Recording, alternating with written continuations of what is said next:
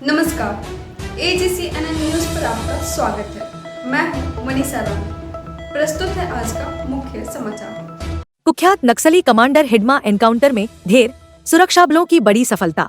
छत्तीसगढ़ और आंध्र प्रदेश की सीमाओं पर बसे घने जंगलों में आज सुबह हुई मुठभेड़ ने देश की सबसे बड़ी सुरक्षा चुनौतियों में से एक अध्याय का अंत कर दिया। 43 वर्षीय कुख्यात नक्सली कमांडर माडवी हिडमा, जो पिछले 1.5 दशक से सुरक्षा एजेंसियों के लिए सिरदर्द बना हुआ था, आखिरकार ढेर कर दिया गया। यह वही हिडमा था जिसे नक्सलियों का सबसे आक्रामक और घातक चेहरा माना जाता रहा है। सुबह करीब 6 से 7 बजे के बीच आंध्र प्रदेश के अल्लूरी सीतारामराजू जिले के मारेदुमिल्ली के पास सुरक्षा बलों और नक्सलियों के बीच भयंकर फायरिंग हुई।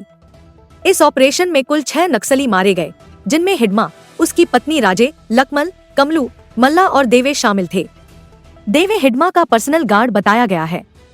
मुठभेड़ के बाद सुरक्षा बलों ने मौके से 2 AK-47 राइफलें, 1 रिवॉल्वर और 1 पिस्टल बरामद की हैं। कुछ हफ्तों से AP सिब और इंटेलिजेंस विंग को लगातार इनपुट मिल रहे थे कि नक्सली AP, Chhattisgarh, Odisha border area में मूवमेंट कर रहे हैं।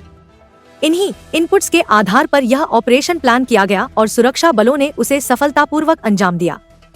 हिडमा कौन था? यह सवाल कई सालों से देश की सुरक्षा एजेंसियों के सामने खड़ा रहा।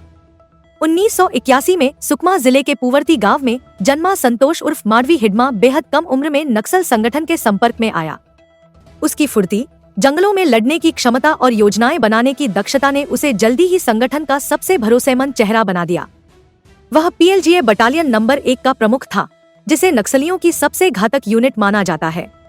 यही वजह है कि वह CPI, माओवादी की सेंट्रल कमेटी का सबसे युवा सदस्य बना और बस्तर से इस कमेटी तक पहुंचने वाला इकलौता आदिवासी भी। उसके सिर पर 50 लाख रुपए का इनाम घोषित था। उसकी रणनीतियों ने सुरक्षा बलों को कई बार बड़ा नुकसान पहुंचाया।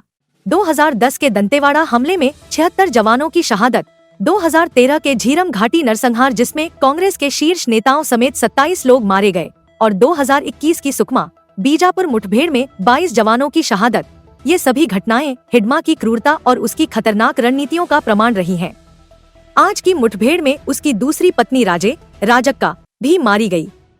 वह लंबे समय से हिडमा के साथ आंध्र, छत्तीसगढ़ बॉर्डर के जंगलों में सक्रिय थी। सुरक्षा एजेंसियों के लिए यह ऑपरेशन इसलिए भी चुनौतीपूर्ण था क्योंकि हिडमा हमेशा से एक ही इलाके में नहीं रुकता था।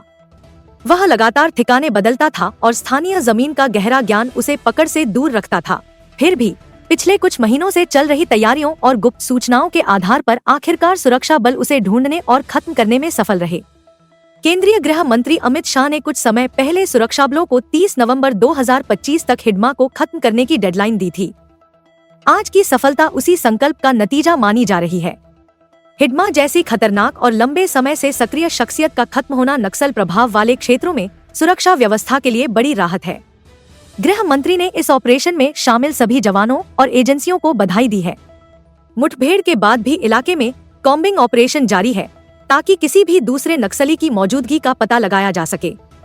इस ऑपरेशन ने यह साफ कर दिया है कि सुरक्षा बल अब सिर्फ जवाब नहीं दे रहे, बल्कि संगठित तरीके से निर्णायक कार्रवाई कर रहे हैं।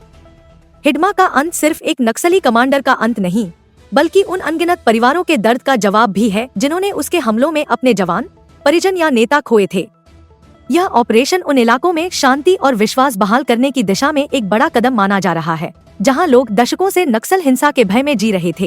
ये है कि हिडमा जो नक्सली नेता थे उसके मारे जाने की, और यदि वो मारा गया है तो बड़ी सफलता है पुलिस की, और ये बहुत बड़ा नुकसान नक्सलियों का है क्योंकि हिडमा स्थानीय नक्सली नेता थे। बचत तो हमारे छत्तीसगढ़ में दूसरे प्रदेश के नेता थे, उनके नाम देखेंगे तो इस प्रदेश के नहीं। हिडमा यहाँ का लोकल था, बस्तर का था, और उसकी इसलिए जमीनी पकड़ बहुत अधिक थी, और उसके मारा जाना निश्चित रूप से बड़ी सफलता। सर क्या लगता है बस्तर किस डायरेक्शन में जाएगा? बस्तर की अब जो लोगों की जो चिंता है वो ये है कि बस्तर की जो जमीन है और बस्तर की खनिज है, उस पर उद्योगपति और बड़े लोगों की गिद्ध निगाह है।